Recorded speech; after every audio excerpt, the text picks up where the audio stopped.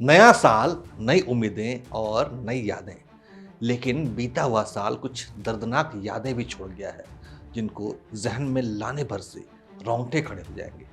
लेकिन उनका ज़िक्र ज़रूरी भी है, क्योंकि उन घटनाओं से सबक हासिल करना भी उतना ही आवश्यक है।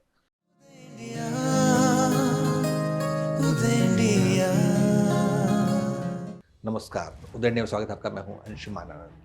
साल 2024 में कई ऐसे हादसे हुए हैं जिसका असर न केवल प्रभावित क्षेत्रों पर पड़ा है, बल्कि उन घटनाओं ने पूरे देश को झकझोर कर रख दिया। नजर डालते हैं पिछले साल के कुछ बड़े और दिल दहला देने वाले हादसों पर।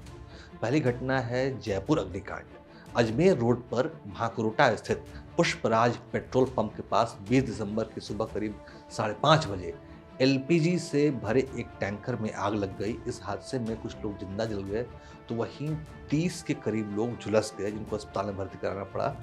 आग लगने की वजह से हाईवे पर 20 से ज़्यादा वाहन आग की चपेट में आ गए। टैंकर के पीछे चल रही एक स्लीपर बस भी जलकर खाक हो गई। टैंकर में आग लगने के बाद धमाके की आवाज़ 10 किलोमीटर दूर तक सुनाई दी थी। आग इतनी भीषण थी कि 30 मीटर के दायरे में कई वाहन पूरी तरह जलकर राख हो गए और कई ईंधन टैंक लगातार हादसे के बाद भी रुक-रुक कर फटते रहे। आग को और फैलने से रोकने के लिए राजमार्ग के नीचे से गुजरने वाले एलपीजी पाइपलाइन को भी बंद करना पड़ा था। बाद में बड़ी मुश्किल से इस आग को काबू किया गया। इस हादसे में गंभीर रूप से घायल हुए लोगों की मौत की खबरें अब तक रुक-रुक कर आ रही हैं। अगली दिल दहलाने वाली घटना है मुंबई नाव हादसा। मुंबई के गेटवे ऑफ इंडिया के पास 18 दिसंबर को उस वक्त एक बड़ा हादसा हुआ, जब गेटवे ऑफ इंडिया से एलिफेंटा आइसलैंड जा रही नील कमल नामक पैसेंजर बोट से नौसेना की स्पीड बोट टकरा गई। ये घटना दोपहर बाद 3 से 4 बजे की थी।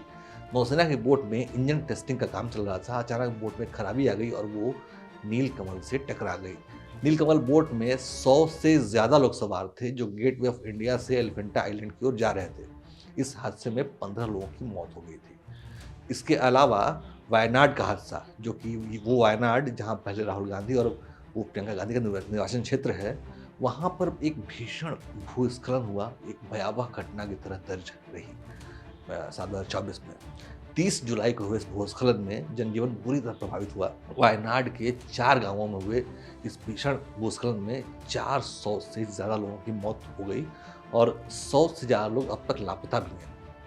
इस त्रासदी में जान माल का भी भारी नुकसान हुआ, क्योंकि एक पूरी की पूरी पहाड़ी ही ध्वस्त होकर गिर गई थी। इसकी चपेट में नीचे की पूरी बस्ती आ गई थी। इसमें सबसे ज़्यादा संख्या में मनुष्यों से ज़्यादा, मतलब कई गुना ज़्यादा घरेलू पशुओं की मौत हुई, जो खूंटे से बंधे थे। क्योंकि उनको खोलने का मौका ही नहीं मिला। इस घटना के बाद मरने वालों के परिजनों के लिए 2-2 लाख रुपए का मुआवजा और घायलों को 50-50 हज़ार की आर्थिक मदद देने का ऐलान भी किया गया था।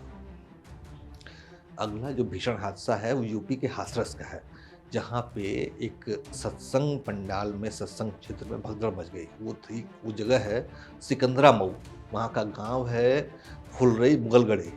वहाँ 2 जुलाई को नारायण साकार हरि उर्फ भोले बाबा उर्फ सूरजपाल के सत्संग में भगदड़ मची थी, जिसमें 121 लोगों की मौत हो गई थी। जानकारी के अनुसार बाबा का काफिला निकलने के लिए सेवादारों ने भीड़ को रोक दिया था।